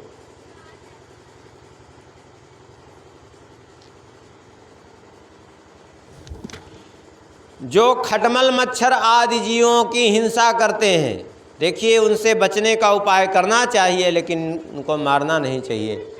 जो इन जीवों की हिंसा करते हैं उनको अंधकूप नरक में डालते हैं। वहाँ खटमल मच्छर जूं आदि विभिन्न प्रकार के जीव रहते हैं, वो उसको चारों ओर से नोच नोच करके खाते हैं। और जो पंचमहायज्ञ बिना किए ही सब कुछ खाता रहता है। हाँ, भगवान ने जो दिया है उसमें केवल आपका अधिकार नहीं है। भगवान ने दिया है तो उसमें जो है गाय का भी हिस्सा है, अतिथि का भी हिस्सा है, आए गए ब्राह्मण का, साधु महात्मा का हिस्सा है। कौवे को भी रोटी देनी चाहिए, कुत्ते को भी देनी चाहिए, चींटियों के लिए भी अन्न के दाने डाल देने चाहिए। इन सब का हिस्सा है उसमें, अकेले का आपका नहीं है। और जो ये नहीं करते हैं उनको क्या करते हैं, ऐसे लोगों को ले जा कर के कृमि भोजन नाम के नरक में डालते हैं। अब वहाँ कीड़े ही कीड़े भरे हैं, चारों ओर से उसको काटते हैं। जो चोरी अथवा बरजोरी से ब्राह्मण के धन का हरण करता है अथवा किसी का स्वर्ण और रत्न हरण करता है, उसको क्या करते हैं, उसको ले जा कर के संदंस नाम के नरक में डालते हैं। संदंस नाम इसका क्यों है? संदंस का अर्थ होता है सणसी। अब नई पीढ़ी वाले को समझाना भी कठिन होगा भविष्य में। अभी पुराने लोग जो हैं वो समझ रहे होंगे। सड़सी, वो पहले बटलोई उतारने की एक लोहे की चलती थी, वो सणसी उसको बोलते थे। तो वो सणसी को गरम करके, सणसी कहीं कहीं बोलते हैं, सणसी बोलते हैं, उस सणसी को गरम करके उसी से उसकी खाल को नोचते हैं। हाँ,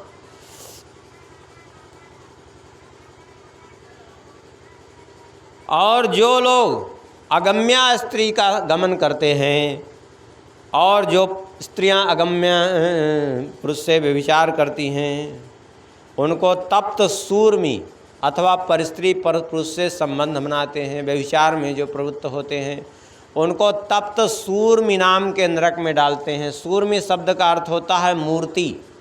यहाँ लोहे की बहुत सी मूर्तियाँ हैं जो अग्नि से तपती रहती हैं हमेशा, और पुरुष को स्त्री की मूर्ति से, स्त्री को पुरुष की मूर्ति से, उस तपती हुई मूर्ति से आलिंगन कराते हैं कि तुमने इसी तरह से व्यभिचार किया था, अब तुम भोगो इसका फल। जो पशु पक्षियों के साथ व्यभिचार करता है उसको ले जाकर के वज्रकंटक सालमली नाम के नरक में डालते हैं। इसका नाम वज्रकंटक सालमली क्यों? सालमली का अर्थ होता है सेमर।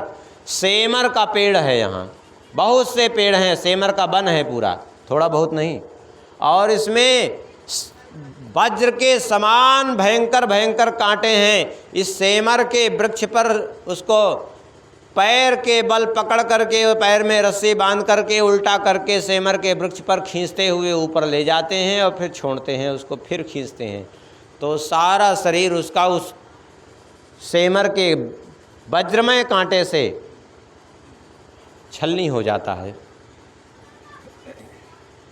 जो राजा या राजपुरुष अथवा श्रेष्ठ जन्म कुल में जन्म लेकर के कोई भी धर्म मर्यादा का उच्छेदन करता है, उसको वैतरणी नदी में डाला जाता है। ये नरकों की खाई है। मल, मूत्र, पीव, रक्त, केश, नख, हड्डी, मांस, चर्बी, मेज, मज्जा आदि भरी हुई है इसमें, और इसमें असंख्य जीव रहते हैं, वो भी नोच के खाते हैं। जो आचार विचार पवित्रता का परित्याग करके वेश्याओं के साथ संबंध जोड़ते हैं, आजकल तो आचार विचार पवित्रता का लोगों को बिल्कुल बोध नहीं रह गया। शौचाचार का बिल्कुल लोगों को बोध नहीं रही। लोग शौच जाते हैं, मैदान आप समझ लीजिए, शौचालय में आजकल जाते हैं लोग, हाथ तक नहीं धुलते, ऐसी दशा खराब है लोगों की।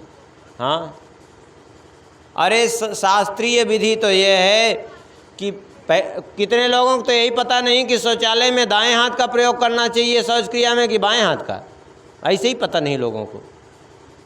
अरे बाएं हाथ का प्रयोग करें, फिर बायां हाथ गंदा रहता है, उसको 10 बार मिट्टी लगा करके एक हाथ को पहले धुले, फिर दोनों हाथ को 7 बार मिट्टी लगा के धुले। पैरों पर गंदगी पड़ती है, छींटा पड़ता है, 3-3 बार दोनों पैरों को धुले, फिर उसके बाद हाथ को अच्छी प्रकार से धुले, और फिर कम से कम 12 बार कुल्ला करे। लघुशंका जाए तो 4 बार कुल्ला करे। अब आजकल खड़े खड़े लोग लघुशंका करते हैं और दोनों हाथ लगा के गंदी जगह पे, और फिर हाथ भी नहीं धुलते और उसी हाथ से जाएंगे भोजन कर लेंगे। क्या दशा लोगों की होगी, क्या शौचाचार, इतना हानि हो गई है लोगों की, क्या कहा जाए। और उसी तरह से खड़े खड़े लोग, सारा जीवन मनुष्य का पशुवत हो गया है। पशु क्या करता है? खड़े खड़े खाना, खड़े खड़े लघुशंका करना, खड़े खड़े मलमूत्र परित्याग, सब कुछ खड़े खड़े। ऐसे ही मनुष्य का जीवन भी आज खड़े खड़े भोजन करना, टहलते टहलते। अरे कितनी बढ़िया परंपरा थी, 25-30 साल पहले तक ये परंपरा बढ़िया थी कि बढ़िया पंक्ति में बैठ करके सब लोग एक साथ भोजन करते, बढ़िया ऊपर का वस्त्र उतार करके, और परोसने वाले भी पवित्रता पूर्वक परोसते। कैसी आपस में लोगों में मर्यादा रहती थी, कैसी प्रीति रहती थी कि सब मिलकर के, एक व्यक्ति के यहाँ कोई काम रहता, शादी विवाह रहता, तो पूरा गांव मिलकर के रसोई बना लेते, पूरा गांव मिलकर के स्तर बिस्तर सब इकट्ठा कर लेते और सबका काम चल जाता था। हाँ, अब दशा ऐसी हो गई है कि टेंट हाउस का बर्तन आवे उसी में भोजन बनता है। अब वही बर्तन जो है म्लेच्छों के यहाँ जाता है, उसी में गोमांस पकता है मुसलमानों के यहाँ। उसी में जो है वही सबके यहाँ जाता है, उसी में मांस पकाया जा रहा है, उसी में आपके यहाँ आ रहा है, वो भोजन बन रहा है। और सब खाने का भी ऐसा, आजकल ऐसी लोगों में स्थिति खराब हो गई कि अगर जो है, अब बीच में कुछ लोगों ने जो ज़्यादा पैसे के अभिमान में अपने को VIP VVIP समझते थे, उन्होंने चालू किया बफर सिस्टम, जिसको कुकुर भोज कहते हैं। और बफर सिस्टम तो लेख भाषा, कुकुर भोज, जैसे कुकुरवन तमाम इकट्ठे होकर के एक साथ खाते हैं, ऐसे ही वो कुछ लोगों ने चालू किया। वो लोगों में फैशन बन गया और आज दशा ये हो गई कि इतना उसके कारण विकृति हो गई कि अगर कोई जो है कुकुर भोज न करे तो जो है उसके यहाँ भोजन बनाने को कोई तैयार नहीं। आपस में ये खड़े खड़े खा रहे हैं, खड़े खड़े लघुशंका कर रहे हैं, सारी क्रिया तो पशुवत हो गई। अब बताइए पशु मनुष्य में क्या अंतर रह गया? केवल इतना ही अंतर रह गया कि कपड़ा पहन रहा है। और कपड़ा पहनने की भी जहाँ तक बात है, अब आजकल पुरुष तो चलो कपड़ा पहन रहा है, स्त्रियाँ तो दिन प्रतिदिन कपड़े ही उतारते जा रही हैं। ऐसी अश्लीलता तांडव नृत्य कर रही है। क्या दशा हो गई है संसार की, कहाँ जा रही है दशा? इसलिए थोड़ा सा VIP बनने के चक्कर में, थोड़ी सी जो है वो करने के चक्कर में अपनी सभ्यता को मत भूल जाइए। और उसका दुष्परिणाम इतना खड़ा हो रहा है कि मनुष्य का मन इतना खराब हो गया है कि कोई किसी को मतलब नहीं। और धीरे धीरे ऐसी विकृति हो गई कि अब शादी विवाह के लिए भी कोई जाति का महत्व नहीं, जिसको जो मन में आया कर ले रहा है। माता पिता से भी पूछने की ज़रूरत नहीं, अब अपने से कर ले रहे हैं लोग मनपसंद। अच्छा, पूछने की क्या, माता पिता भी की भी गलती है। जब लड़के बड़े हो गए तो उनका विवाह करिए। एक तो आधुनिक समय अश्लीलता का ऐसा तांडव नृत्य, और उस पर ये चलचित्र का ज़माना, ये फिल्मी दुनिया का ज़माना, और वो भी मोबाइल की कृपा, और उटपटांग दृश्य देख रहे हैं। कैसे अपने मन को समझाओ? कम से कम समय हो जाए तो विवाह। पहले तो जो है विवाह का जो वास्तविक नियम है, 7-8 साल 9 साल की कन्या हो तो विवाह। लेकिन कुछ लोगों ने ऐसी विकृति उत्पन्न की कि उस विकृति के कारण अब पता चला 9 साल 10 साल की कन्या है, ले गए 25 साल 30 साल 40 साल के बुढ़े के साथ करे आए विवाह। ले जब तक वो जवान हुई तब तक वो 60 साल के हो गए। तो उसका दुष्परिणाम ये हुआ कि जो है 18 साल का नियम लग गया। अब परिणाम उसका ये हुआ कि 18 साल पर भी नहीं करने लगे तो लोग अभी विवाह हो रहे हैं। अब कहेंगे कि पढ़ ले तो विवाह करें, और वो पढ़ रही है कि जो है क्या कर रही है भगवान ही जाने। अब परिणाम ये हो रहा है कि 21 साल नियम हो गया। और जिसको भारत की न्यायपालिका कहते हैं, उसने ऐसा नियम लगा दिया कि समलैंगिक को क्या क्या जो है विवाह उस कर दिया, जिसका कोई मतलब नहीं है। आइए, भारतवर्ष में किसी को जबान नहीं है बोलने की। हाँ, बोलने की जबान है किसके प्रति? बोले धर्म के ठीक विपरीत बोलने के लिए सारी दुनिया खड़ी होने को तैयार है। सबकी जबान खुल जाती है। और धर्म के अनुकूल चलने को अगर कोई जो है कोर्ट विपरीत कार्य कर रही है, शासन कोई विपरीत कार्य कर रहा है, तो कोई बोलने को तैयार नहीं है। फिर उसके लिए गिने चुने महात्मा बोलेंगे।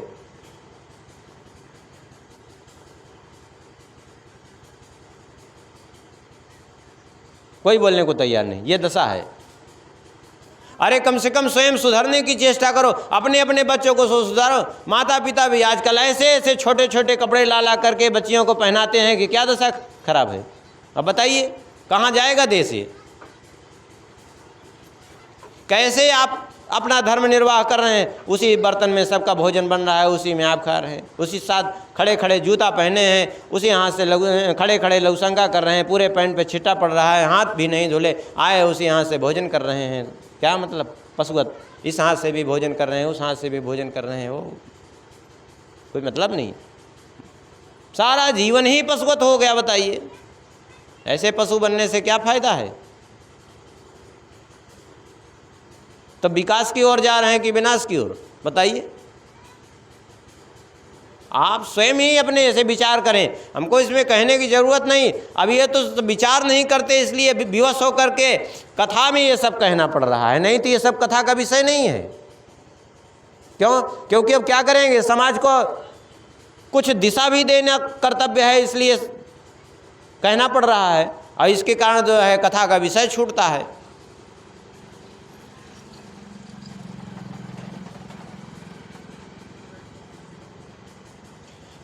तो जो शौचाचार का परित्याग करके वेश्याओं के साथ संबंध जोड़ते हैं, उनकी क्या दशा होती है? बोले उनकी दशा ये होती है कि उनको ले जा करके पुयोद नाम के नरक में डालते हैं। पुयोद इसका नाम है, क्यों है? पुई माने होता है जैसे कभी ध्यान फोड़ा ओड़ा हो जाता है तो जब सड़ने लगता है तो उसमें जो गंदगी भर जाती है उसको पुए कहते हैं। तो उससे भरा हुआ समुद्र है, उसमें डाला जाता है उसको। और सुन लीजिए, जो ब्राह्मण आदि उच्च वर्ण के लोग, अर्थात ब्राह्मण क्षत्रिय वैश्य, जो कुत्ता और गधा पालते हैं, इनको क्या बोले, इनको भी जो है यमदूत ले जा कर के कहाँ डालते हैं? बोले इनको यमदूत ले जा कर के यमलोक में कुत्ते और गधे पालने वाले को प्राण रोध नाम के नरक में डाला जाता है, और इसमें बाणों से बींधा जाता है। देखिए एक बात समझ लीजिए, कुत्ते को रोटी देना चाहिए, ये धर्म है, लेकिन कुत्ते को पालना नहीं चाहिए। कुत्ते का स्पर्श भी हो जाए तो शास्त्र में लिखा है सचैला स्नान माचरेत, वस्त्र सहित स्नान करना चाहिए। सारी स्थितियां आजकल विपरीत हो गई हैं। कुत्ते को दिन भर लोग गले से लगाएंगे, और गाय से घृणा करते हैं लोग, कहते हैं कि गंदगी हो रही है। और कुत्ते की, गाय के गोबर में लक्ष्मी का, गौमूत्र में गंगा जी का निवास है। अब आज दशा ये है गायों की कि कहीं खेतों में पड़ जाती हैं तो लोग भयंकर मारते हैं उनको, और कहते हैं कि योगी को दोष देते हैं कि इन्होंने गोहत्या बंद कर दी। अरे गोहत्या बंद कर दी, उन्होंने तो इतना किया, पहले आपका कर्तव्य क्या है? जिस गौ माता ने अपने बच्चे का पेट काट काट करके आपको दूध दिया, आपका पालन पोषण किया, सूखे भूसे और घास खा करके अपने दूध को दिया, और वो दूध देना बंद कर दे तो उसकी हत्या कराने के लिए आप तैयार हैं।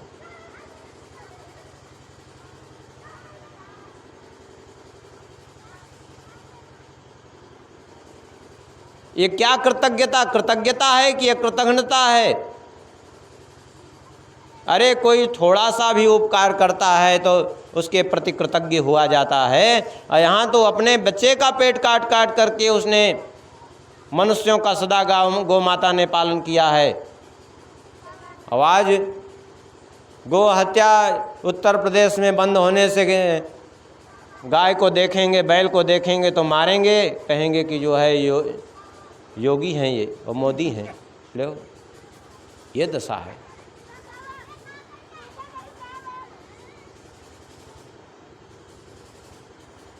कुत्ता खरीद लेंगे 25,000 का, 50,000 का, 1 लाख का कुत्ता खरीदेंगे, उसके लिए रहने की व्यवस्था कर लेंगे।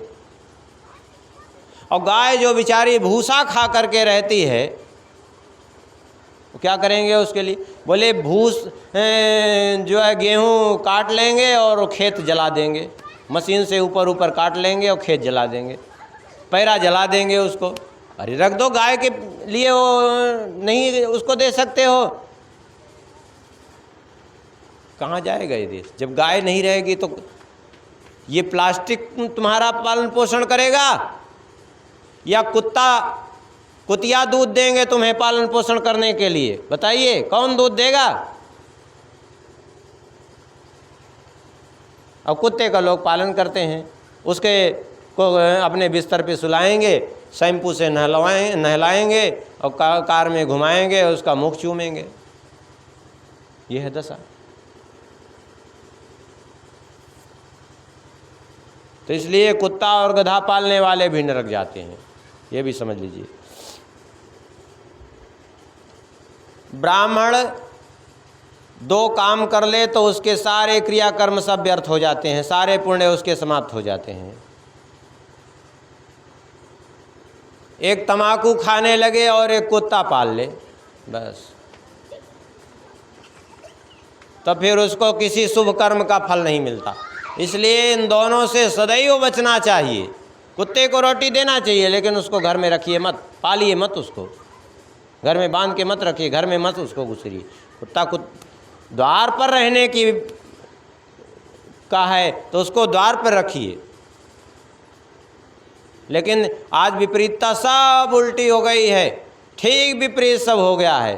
पहले लोग बाहर शौचादि क्रिया के लिए जाते थे और घर लौट करके आते थे सब जगह से, तो अपने ही घर में लोग भोजन करते थे, बाहर भोजन नहीं करते थे। आज क्या करते हैं, बोले घर में भोजन नहीं करेंगे, भोजन करने के लिए बाहर जाते हैं और शौच क्रिया के लिए घर में आते हैं।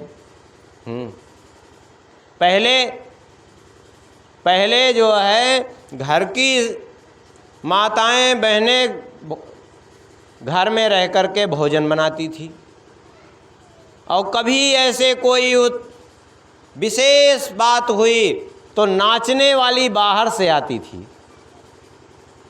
और आजकल क्या है, बोले भोजन बनाने वाली नौकरानी बाहर से आती है और घर की स्त्रियां लड़कियां जाकर स्टेज पे नाचती हैं। अब ले ठीक विपरीत चल रहे हैं कि नहीं चल रहे हैं? कहाँ जा रहे हैं, कहाँ जा रहा है ये देश, कहाँ जा रहे हैं हम आप?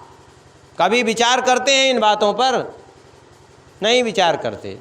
क्यों? विचार करना ही नहीं, केवल अंधानुकरण करना है। उसने ऐसा किया तो हम भी करेंगे, बस, और कुछ नहीं। उसका क्या मतलब है, उसका परिणाम क्या है, उससे कोई लेना देना नहीं है किसी को। उसने किया, अब हम भी करेंगे।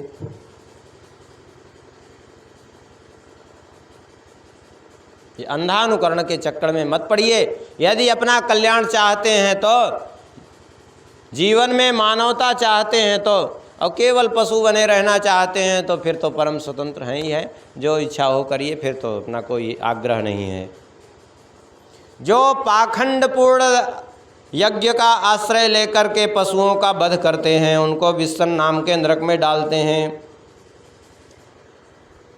और जो कामातुर होकर के सदैव जो है काम क्रीड़ा में रत रहता है, उसको जो है लाला भक्ष नाम के नरक में डालते हैं। हाँ, लाला भक्ष नरक में बहुत से लोग जाते हैं। ये आजकल ये एक बात और कह दें, लाला भक्ष नरक का नाम आया तो ध्यान आ गया, कह देते हैं। ये जूठन खाने खिलाने की बड़ी परंपरा चली है। हाँ, शास्त्रों में लिखा है, नोच्छिष्टम कस्यचित दद्यान नाद्या चैव तथांतरा। अपना जूठा किसी को नहीं देना चाहिए, दूसरे का जूठा कभी नहीं खाना चाहिए। आजकल दशा ये है कि पूरे घर भर एक ही थाली में बैठ के पा लेते हैं, एक ही थाली में पति पत्नी पा लेते हैं। शास्त्रों में लिखा है कि जो स्त्री का जूठा खाता है वो जो है उसी समय पतित हो जाता है, वो जा कर के चांद्रायण व्रत करे तब पवित्र होता है। अब आजकल सब एक ही साथ खाते हैं, एक ही थाली में कई लोग खाते हैं। अच्छा, कोई थाली की कमी हो ऐसी बात नहीं, पहले तो लोगों के पास कमी थी तब भी नहीं करते थे ऐसे, लेकिन आज कमी नहीं है फिर भी करते हैं। एक दूसरे का जूठन खाने वाली, आजकल तो सब जूठन खाने, सभी का जूठा एक दूसरे खा रहे हैं। ये जो बफर सिस्टम चलता है कुकुर भोज, इसमें तो सभी जूठा रहे, उसी हाथ से खाते हैं उसी हाथ से निकालते हैं, तो सभी जूठा। इसलिए जूठा खाना खिलाना, ये भी जूठा खाना करने वाला खिलाने वाला भी लाला भक्ष नरक में जाता है। और लाला भक्ष नरक में उसको मल भक्षण कराया जाता है। हाँ,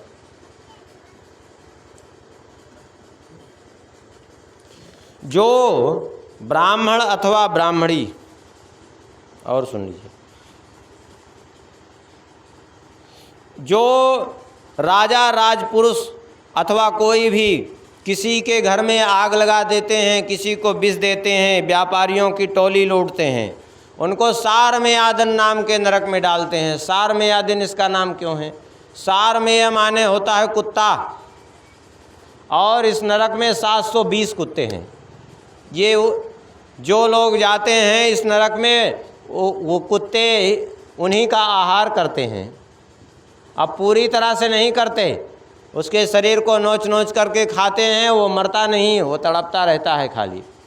सारमेयादन नरक में जो दूसरे की जाकर के झूठी गवाही देता है, व्यापार में अथवा दान के समय झूठ बोलता है, उसको अवीचिमान नाम के नरक में डालते हैं। अवीचिमान इसका नाम क्यों है? अवीचिमान का अर्थ सब होता है जैसा दिखे वैसा होना, जैसा हो ऐसा दिखे ना। ये अवीचिमान इसका नाम है।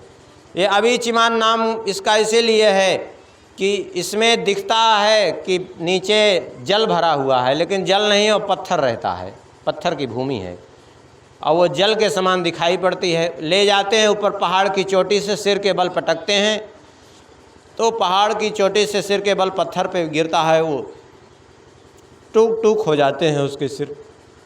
तो ये अवीचिमान नाम के नरक में ऐसा भोगना पड़ता है। जो ब्राह्मण अथवा ब्राह्मणी अथवा व्रत में स्थित कोई भी मद्यपान करते हैं,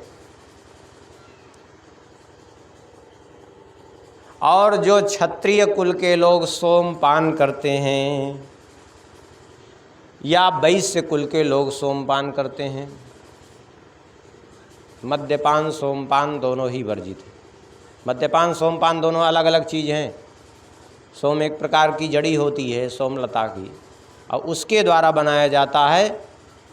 वो जड़ी यज्ञ के लिए आती थी, आज तो बड़ी दुर्लभ है, लेकिन उससे तैयार किया जाता। तो जो सोमपान करते हैं वैश्य और ब्राह्मण जो मद्यपान करते हैं, अथवा वैश्य और क्षत्रिय मद्यपान सोमपान करते हैं, उनको अयहपान नाम के नरक में ले जाते हैं। अयहपान इसका नाम क्यों है? अय माने लोहा, यहाँ खौलता हुआ लोहा उसको पिलाया जाता है। जो पुरुष निम्न श्रेणी का होकर के अपने से जो श्रेष्ठ हैं, अपने से जो अवस्था में अर्थात उम्र में श्रेष्ठ हैं, अपने से जो कुल में श्रेष्ठ हैं, विद्या में श्रेष्ठ हैं, आचार में श्रेष्ठ हैं, तप में श्रेष्ठ हैं, ऐसे लोगों का सत्कार नहीं करता, उसको ले जा कर के छार कर्दम नरक में डालते हैं। छार कर्दम इसका नाम क्यों है? छार माने होता है नमक, और कर्दम माने कीचड़।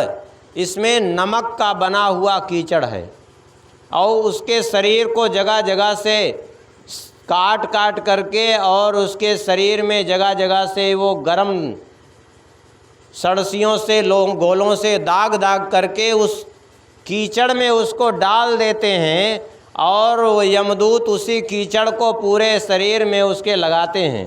ये छार कर्दम है। और न जले पर और कटे पर नमक लगे तो कैसा लगता है। जो भैरव यक्ष राक्षस आदि का पूजन करते हैं, बलि देते हैं,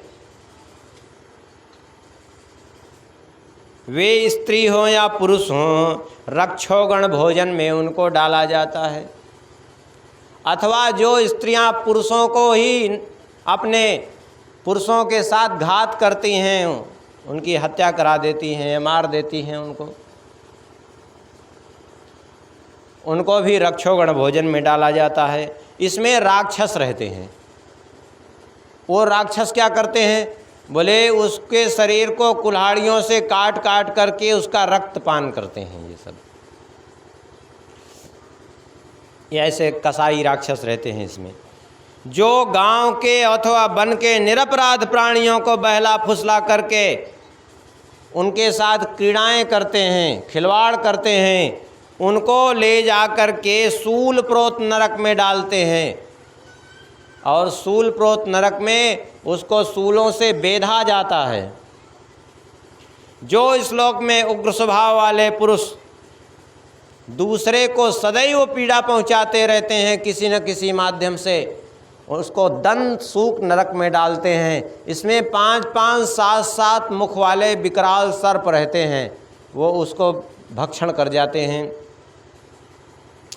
जो घर में आए हुए अतिथि अभ्यागतों की और ऐसे क्रूर दृष्टि से देखता है कि मानो भस्म कर देगा, वो सोचता है कि ये न जाने कहाँ से आ गया, अब इसको भी कुछ खिलाना पिलाना पड़ेगा, इस भाव से उसको ले जा कर के